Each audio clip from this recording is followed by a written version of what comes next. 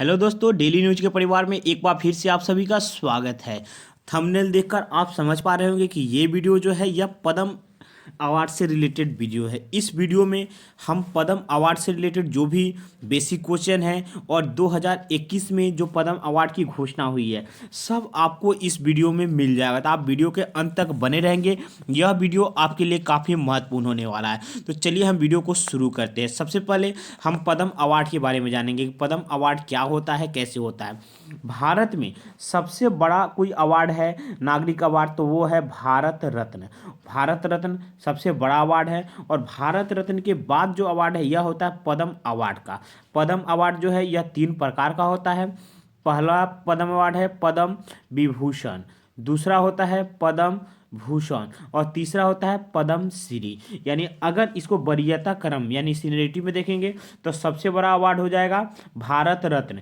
भारत रत्न के बाद दूसरा सबसे बड़ा अवार्ड होगा पद्म विभूषण, तीसरा पद्म भूषण और चौथा पद्म श्री। और पद्म अवार्ड में देखेंगे तो पद्म विभूषण बड़ा है, उसके बाद पद्म भूषण, उसके बाद पद्म श्री। तो आज हम यही तीनों अवार्ड के बारे में पढ़ेंगे जो 2021 में 26 जनवरी को घोषणा हुआ है, इसके बारे में पढ़ेंगे। तो चलिए देखते हैं इसके बारे में, कब मिला, कैसे मिला।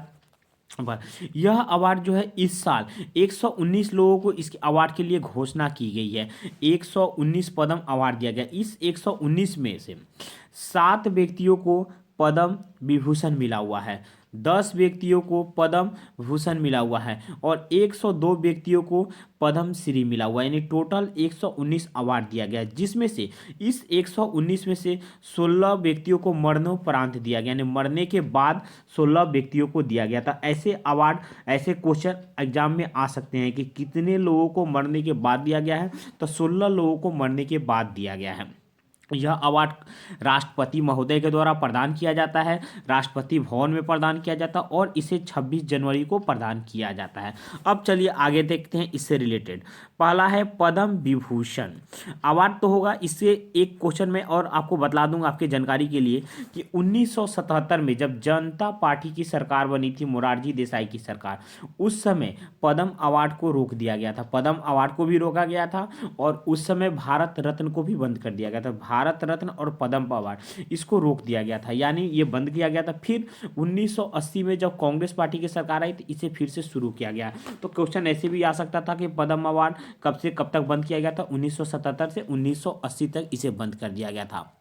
चलिए, इस वक्त जो पद्म विभूषण अवार्ड है, यह पद्म विभूषण 7 व्यक्तियों को मिला हुआ है, यह आपको याद करना है। और पद्म विभूषण अवार्ड है यह दूसरा सबसे बड़ा सर्वोच्च नागरिक अवार्ड है।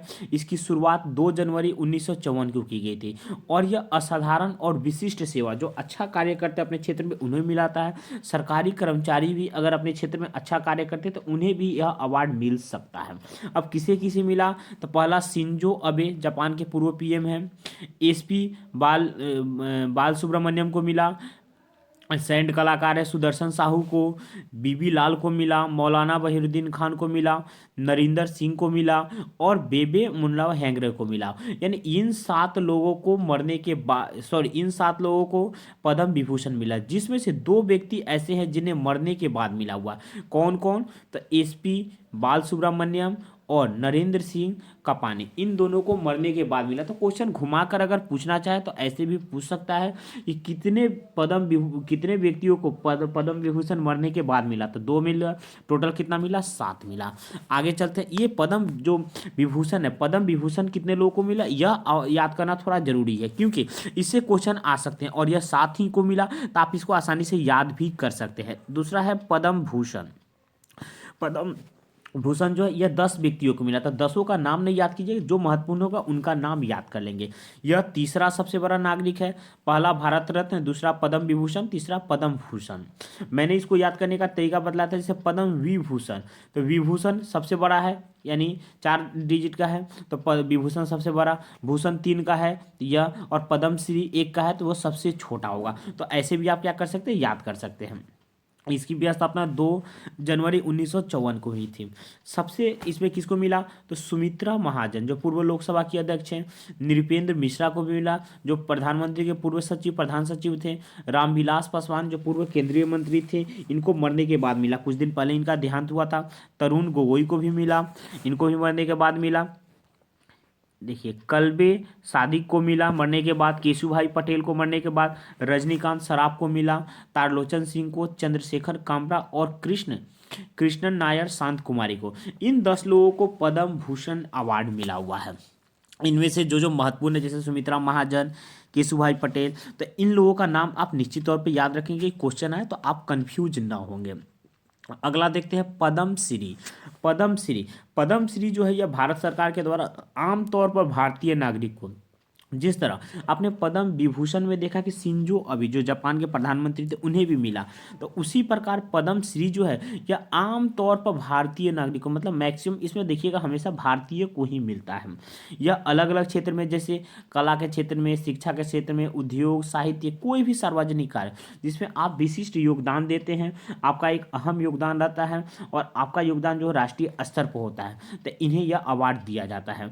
इसके लिए क्या करना पड़ता है, इसमें देखिए पद्मश्री के लिए चयनित व्यक्तियों में क्या थे, पूर्व राज्यपाल मृदुला सिन्हा को मिला, इनको मरने के बाद केंद्रीय मंत्री विजया चक्रवर्ती, मतलब 102 लोगों को यह अवार्ड मिला है। तो यह अवार्ड टोटल 119 था जिसमें से 102 पद्मश्री ही मिला। कुछ महत्वपूर्ण टॉपिक है जो आपको याद करना जरूरी है, जैसे पद्म पुरस्कार के लिए जिसको जिसको पद्म पुरस्कार देना है सभी का नामांकन इस समिति के समक्ष दिया जाता है, जिसको देना है सभी का एक नामांकन किया जाता है और समिति के समक्ष रखा जाता है और समिति डिसाइड करती है किसे दिया जाता है। तो इसके लिए जो समिति बनता है, इस समिति का गठन प्रत्येक वर्ष यानी 1 वर्ष के लिए समिति का गठन किया जाता है, प्रधानमंत्री के द्वारा इसका गठन किया जाता है। पद्म समिति के जो नेतृत्व करता है या एक कैबिनेट सचिव इसका नेतृत्व करता है, यानी जो अध्यक्ष होता है कैबिनेट सचिव होता है। इसमें गृह सचिव, राष्ट्रपति के सचिव, इनके समेत 6 प्रतिष्ठित व्यक्ति रहते हैं जिनसे मिलकर एक समिति बनता है और यही समिति डिसाइड करता है कि किसे यह अवार्ड मिले और किसे न मिले। दोस्तों यह था पद्म अवार्ड से रिलेटेड कुछ महत्वपूर्ण जानकारी जो इस वर्ष की से मिला और इससे कुछ बेसिक भी जानकारी थी जो मैंने आपको बताने का प्रयास किया। अगर आपको अच्छा लगा होगा तो वीडियो को लाइक कर देंगे, दोस्तों के साथ शेयर कर लेंगे और चैनल को सब्सक्राइब करना न भूलेंगे। दोस्तों वीडियो को पूरा देखने के लिए, अंत तक बने रहने के लिए आपका धन्यवाद। आपका दिन शुभ हो।